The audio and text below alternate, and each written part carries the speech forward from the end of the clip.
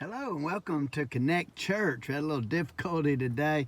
Ran out of storage, and so I couldn't get the video on. I couldn't make a video and get it out to everybody because it had no storage. So anyway, appreciate y'all bearing with us for today. And man, I'm excited. I preached this message probably before 2000, somewhere in there, and then I've narrowed it down. But anyway, I usually don't say the word but, like B-U-T-T, but I usually say bottom, okay? But anyway, the title of this devotion is Butt Prints in the Sand, okay? Or you could say, what kind of prints are you leaving in the sand for when you're gone? What kind of influence are you doing? Are we reaching out to people? Are we only hanging around people that's like us?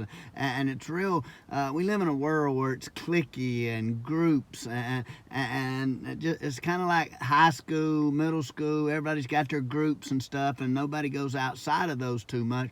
But we need to fulfill the gospel of go and share, and it doesn't say with people just like us. And so as I began to think about that, God calls Christians to be saved, yes, but he commands us to walk daily in the footsteps of himself. And God is honored when we walk in the footsteps of Jesus.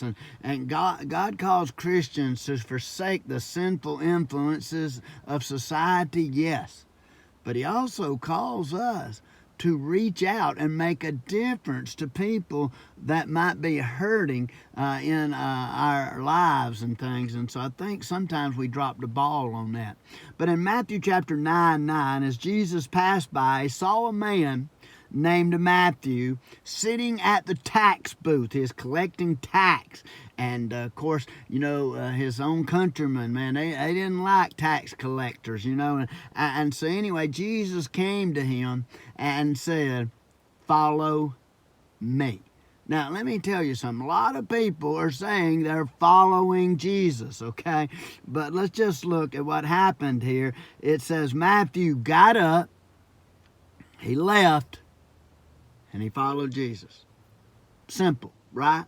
Well, it seems like we live in a society where a lot of people are kind of complicating this thing and say, I'm a Christian, but I don't have to do anything, okay? And so a lot of times we're leaving, well, I would do this, but I would do this, but I would do this, but, and it's like we don't end up doing anything but make excuses. And so when we began to look at this, he followed him. Now, what did he do? Wherever Jesus went, he went. Wherever Jesus ate, he ate. Wherever Jesus slept, he slept. So he followed Jesus, not to the penthouse, man. He went and had slept with the rocks. He done all these things. He followed Jesus, as we would say, every step. Now, so when we're doing this, he followed Jesus, imitating him in words and deeds. In words and deeds. Maybe you've heard of people who's went through some things, and man, I'm going to tell you what, it don't take you far to look around to find people who went through some hard times. Amen. There are some people who's went through some disappointment. Amen. Amen. I mean, I can hear you out there, as it were. There are people who's had failures. There are people with doubts.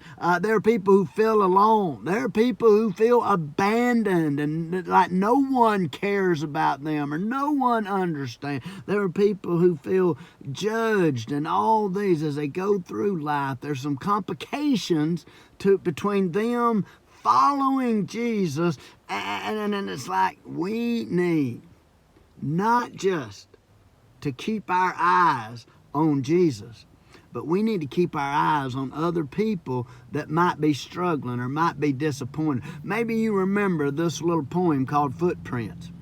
One night a man had a dream. He dreamed he was walking along the beach with the Lord. Across the sky flashed scenes from his life. From each scene, he noticed there were two sets of footprints in the sand. One belonged to him, The other set belonged to the Lord. When the last scene of his life flashed before him, he looked back at the footprints in the sand. He noticed that many times along the path of his life, there were only one set of footprints. He also noticed that it happened at the very hardest or lowest and saddest times of his life. This really bothered him, and he questioned the Lord about it. Lord, you said that once I decided to follow you, you would walk with me all the way. But I have noticed that during the most troublesome times in my life, there were only one set of footprints. I do not understand why, when I needed you the most, that you would leave me. And the Lord replies to him, my precious child, I love you, and I would never leave you. During your time of trial and suffering, when you see that only one set of footprints is there, that is when I was carrying you. And let me tell you, sometimes Jesus sends us to help carry other people. You see, we have a life, man, and we have got things and people that would come across us every day. And so as I began to think of this and thinking a lot of people aren't following Jesus. A lot of people are sitting down and seeing needs be unmet, whether it's financial, physical, emotional, mental, spiritual, all kinds of things. Man, there are people needed. There are volunteers needed. There's help needed in everything. There are finances needed for everything to get the gospel out. But maybe this is more on the storyline of where the church is at today, and it's called butt prints in the sand. One night I had a wondrous dream. One set of footprints was seen, the footprints of my precious Lord. But mine were not along the shore. But then some stranger prints appeared. And I asked the Lord, what have we here? Those prints are large and round and neat. But Lord, they're too big for feet.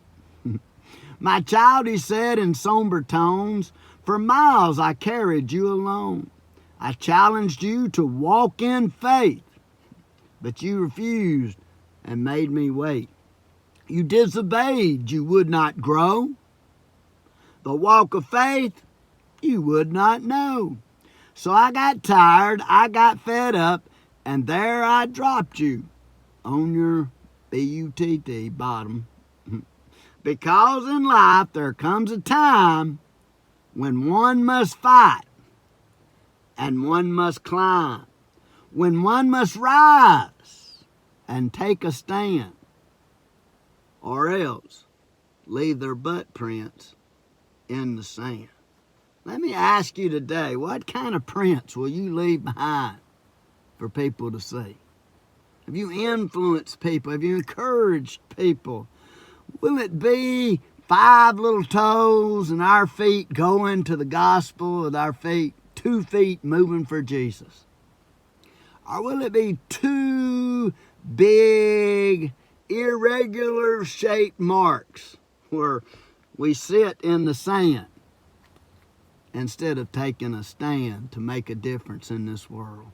May God bless you. Thank you for listening today. And remember, it's not too late to really follow Jesus. Matthew did, and he went wherever Jesus did. God bless you, and thank you for listening to Connect Church today.